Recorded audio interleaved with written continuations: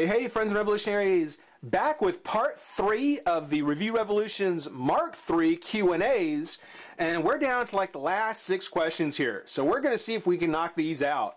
These are good questions. It's something where, I want to get them done. I want to be able to kind of wrap them all up in one video. I probably can't because these are good questions, and I probably got a lot to say on them. But when last we left, Psoriasis, and I know I'm saying it wrong, asked if Mattel got the rights to do another old 80s toy line cartoon and decided to include a character or two from that into their Master Universe line in a crossover. What storyline / cartoon would you want it to be?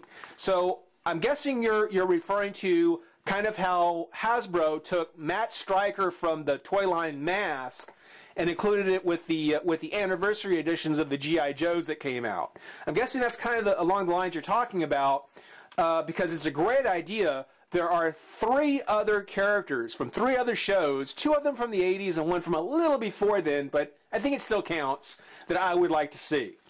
The first one is Black Star. And Black Star I picked first because it is a Filmation show. It was kind of the prequel to He-Man. A lot of the voice actors, Alan Oppenheimer, a lot of the guys who did the voice acting on He-Man kind of did Black Star beforehand. And there's a lot of parallels there. I mean, in the story of Black Star, he came from Earth and got lost in a spaceship. Kind of like Queen Marlena. They kind of used that story for Queen Marlena. When he arrived on his magical planet, he had great strength from the sword, or from half of the sword that the villain has the other half for. So the parallels to He-Man are there. So I think Black Star would definitely be the figure to put in if there was only one to choose from. Now, actually, that's speaking strictly from the point of view of the show and the production and that sort of thing. For me personally, I would love for them to use Thundarr the Barbarian, because with Thundarr you could do a 3-pack of Thundarr, his companion Princess Ariel, and then the coolest character of all time, Oogla the Mock. If you don't know who Oogla the Mock is, check out the intro to Thundarr the Barbarian, the old classic 80s show. Just Oogla the Mock. That's just I want a figure called Oogla the Mock. That is just awesome. And done with Mattel Master Universe Classic treatment, with 4 Horsemen treatment, they would be cool. You'd have Thundarr with his sun sword, Princess Ariel, and then Oogla. That would be a 3-pack that, if anybody told me they were going to pass on, Master Universe fans, I'd call them a liar. I'd say, you're getting that. You're getting that. I'm getting that. I'm getting a couple of those. That would just be so cool. The last series, which is not 80s, it was a little bit earlier, I think mid-70s, maybe late 70s, and that was the Herculoids. Now, I know they've done Herculoid figures before, not too long ago, but doing an updated version, and again, in a 4-horse treatment, you have Xandar, the dad. You could do his wife and his son, but honestly, I'd rather just see Xandar with Gloop and Gleet, the silly putty characters from Hanna-Barbera. That would be cool. And actually, if you took Thundarr, Black Star, Xandar, and He-Man and did a 4-pack of great 80s barbarian characters, heroes. That, again, that's the set that if anybody said they were passing on, I call them a liar. You're getting that. I'm getting that. Especially if it had Oogla. So, great question. Thank you. I really enjoyed that one. If you were to write the bios for the Master Universe Classic figures, this is the second question, and the last figure released in the line was aimed at tying up the storyline, I love the parentheses, storyline, they have going. Which figure would you want it to be, and what would you put in the bio? Well, I don't know if I have enough time to do this, but what I would really do is I would set up the story in a DC Universe, Infinite Earth saga. Kind of making it so whoever this last character would be, and really you don't even have to make it the last character. You could do this at any point. Just release a character, a brand new character, an original character, being that they're coming out with these 30th anniversary kind of originals. It's a great time to do it, is to come up with an original character whose storyline is that he's a dimensional traveler, he can cross realities, and establish that the events in the mini-coms, the events in the Filmation series, the New Adventures He-Man, and the 2002 series are all different. That they're all different realities, and stop trying to tie everything together. It just doesn't work. It's broken. It's already broken. And the bios as they're being written, Eva Lynn being the mother of Skeletor's child. You're kidding. You are kidding me. That's giving something away from what I read on her bio on the online. It may be different when I get the figure, but from what I've read, that is just, no, don't. Put that in the 2002 series, which is the one you seem to want to go with. Why, I have no idea. But that's the one you want to go with, fine. You can have that reality. But don't try and tie the New Adventure series into the idea of this barbarian character from the Minicom series. You can't get any further from a barbarian than a spaceman. And to sit there and say that He-Man's gone from here to there, it doesn't work. It doesn't work. No, I don't buy it. Just make them separate realities. That's how I would do it. That's how I would tie up the stories. Is just make them separate. And that way, it's something where if you're a fan of the minicoms, you don't have to suffer the rest of the mistakes they're doing. But yeah, that's enough ranting on that one. Boy, I could have used the whole video ranting on that one. Okay, next. Next comes from Goats123. What was your favorite 80s Master of the Universe episode? Second, as a kid, what kind of Halloween costumes did you have, and were any of them Masters of the Universe? And 3, would you do a video of the Master of the Universe Power Swords? You know, a little history about the various swords and, you know, what their original storyline was and how they came to be. And, yeah, I could do that. I would actually really enjoy doing that. I would have to do a little research on my own, but I would have a lot of fun doing that. Between the sword that, the hero sword that later became the Sword of Power, split into 2 halves, the King Grayskull sword and the various versions it was meant to be, Skeletor's sword, He-Man sword, She-Ra's sword. I think there's a lot there that that could be done. It would probably ramble on for about half an hour or 45 minutes, but if you would enjoy watching it at some point, I would probably be willing to do it. It would take time for me to research, but that would be fun. I do think. As a kid, what kind of Halloween costumes did I have? None of them were Masters of the Universe, I can tell you that. Most of them were comic book heroes. Batman, the Hulk, Captain America. And up until the time I was about 6, you know, say 5, 6, in that age range, you know, when I was really kind of going trick-or-treating a lot, most of those costumes were like those poncho trash bags with the picture of the hero on the front and then the really cheap plastic mask of the character. I mean, seriously, they were cheap and they did the job. You know, you still see some of those around in kind of a retro kind of vibe to them. But yeah, that's what some of my costumes were. Is they were those old trash bag ponchos with the character and then the mask with their face on it.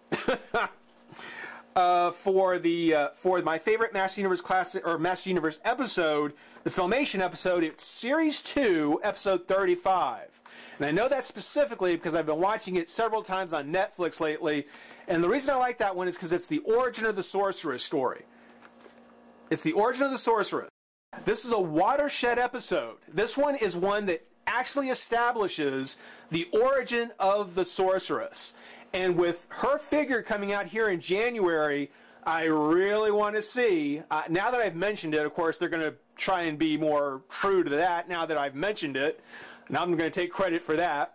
But it's going to be interesting to see on the bio if they actually go back to do the story of the Sorceress as it was told, or if they're going to go ahead and just indulge themselves and do their own thing.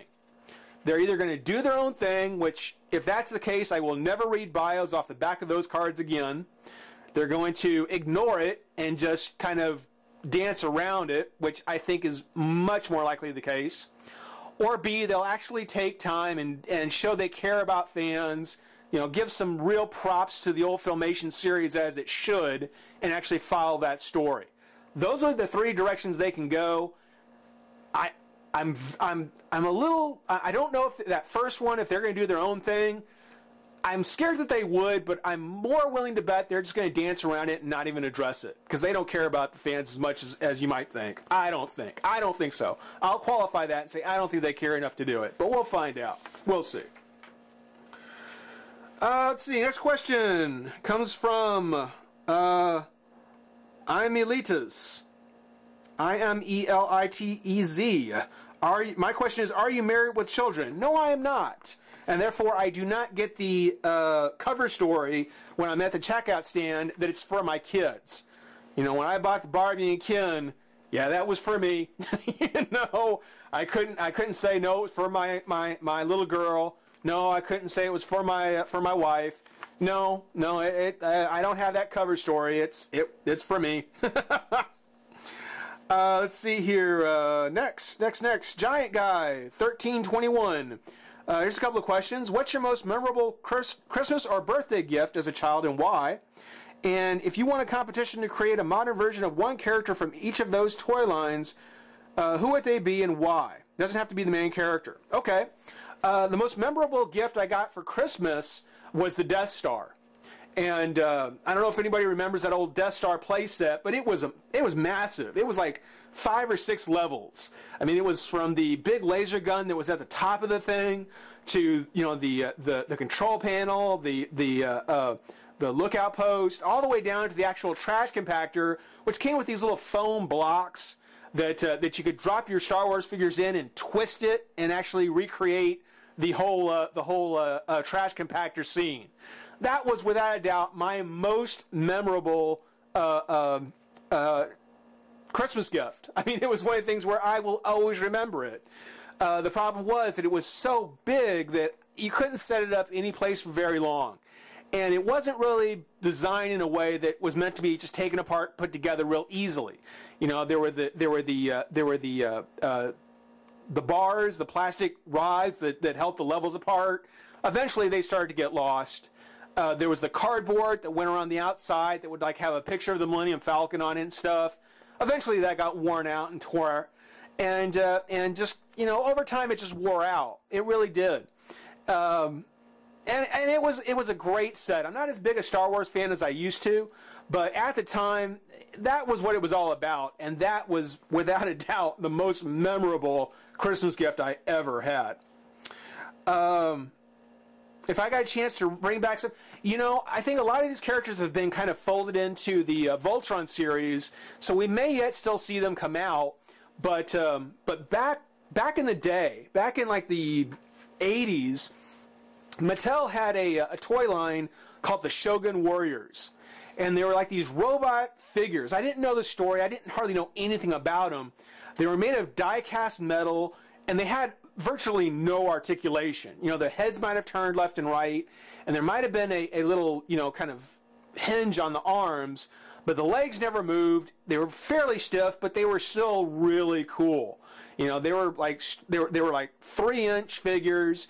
They all had some sort of launching missile feature, like their fist or something, and they were just really, really awesome figures. Die-cast metal, so you know they had some good weight to them. And I love those. I love those characters. I don't know what ever happened to them. I don't know if they ever got sold off and got produced by someone else.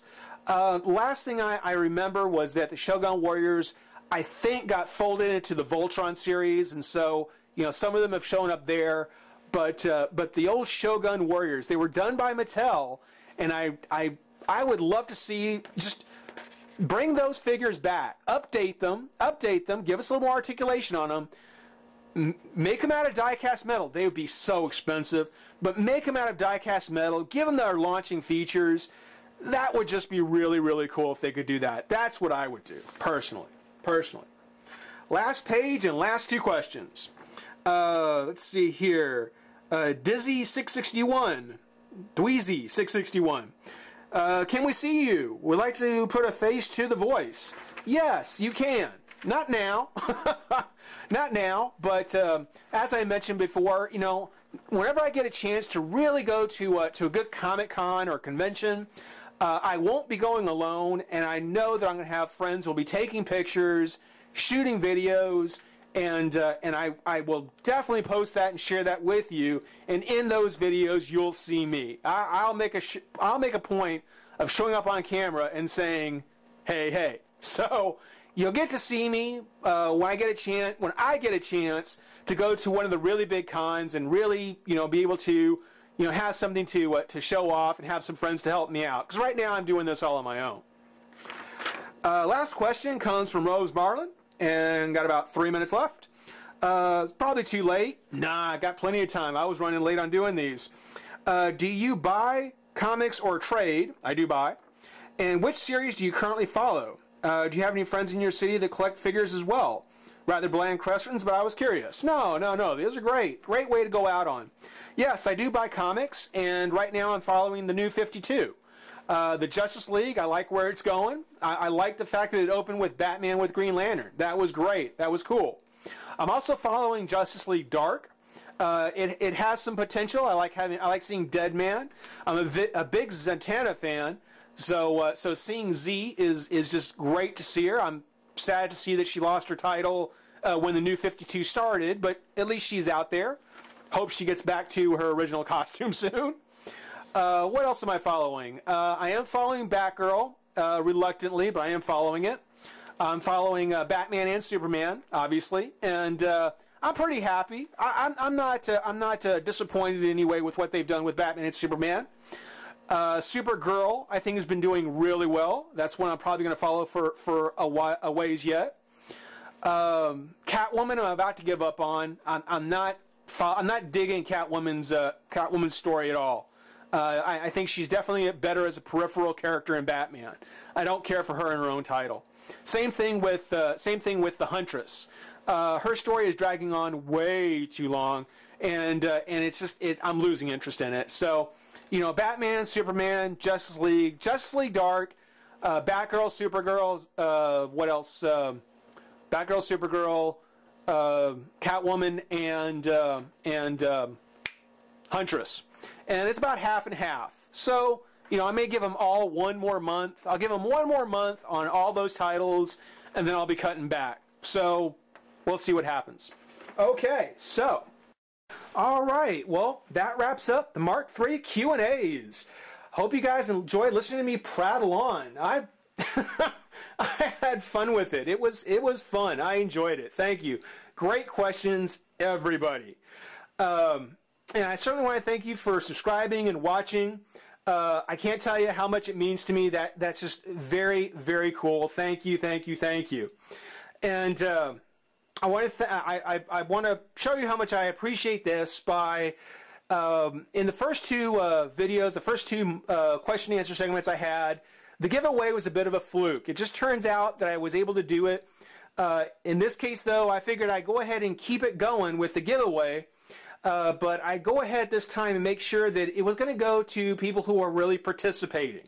You know, it's not. I certainly appreciate everyone who subscribed, but for those of you who have taken the time and asked questions and have been active members of the channel, I certainly want to tell you how much I appreciate that. So what we're going to do here is I've taken everybody who has asked me a question,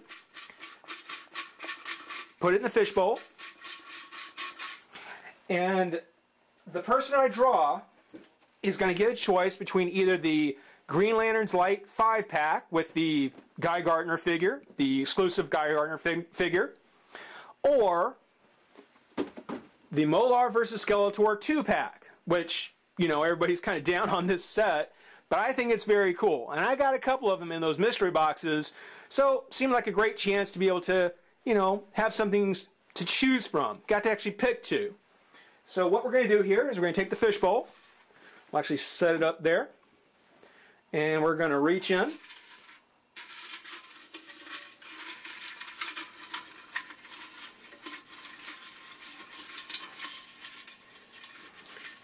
And the winner is going to be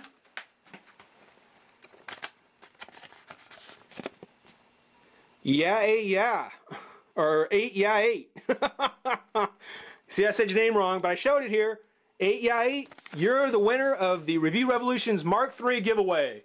So, so you get to pick. Let me know if you want the Green Lantern 5-pack or the Molar vs. Skeletor 2-pack. We'll go ahead and we'll work something out. If if you're not here in the States, we might have to talk a little bit about the shipping. But my friend, you get to choose either of those two. Everybody, thank you again. Really appreciate it. Hope you enjoyed it. Be back with a month of Master of the Universe stuff, so I hope you're tuning in for that. In the meantime, thank you everybody for watching. Rate, comment, subscribe, join the revolution. We'll see you soon. Bye-bye.